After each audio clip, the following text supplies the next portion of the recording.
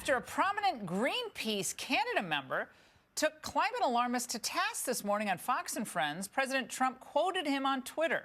In response, the media immediately were like jackals on the president. The Independent UK blaring, "Trump repeats false claim."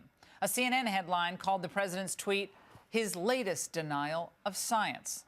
Huffington Post claimed Trump parrots anti-science misinformation.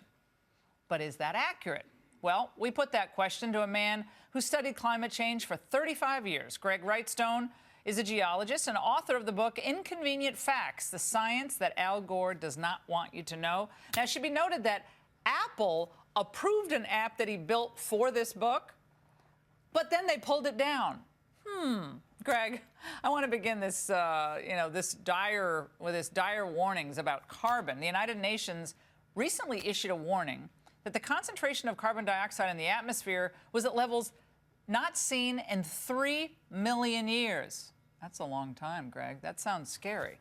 Yeah. So why are you denying the impact of this, you denier? Well, the fact of the matter is we've increased carbon dioxide by about 120 parts per million since the beginning of the Industrial Revolution. We're at a little over 400 now. To put that in perspective, throughout Earth's history prior to our current period, the average CO2 levels on Earth were 2,600 parts per million, 6.5 times what they are right now, and Earth thrived. So this really a minor increase in increases in carbon dioxide really needs to be put in that long-term perspective, and we see it's really just a blip. And the other thing is, when I'm talking around the country, my talks usually center around how rising temperatures and increasing CO2 are benefiting the Earth and humanity. We see tremendous benefits from increasing CO2. CO2 fertilization effect is benefiting plants. All right, Greg, I also want to get your thoughts on the idea that we'll see massive famines because of climate change. Here's Bill Nye, the science guy.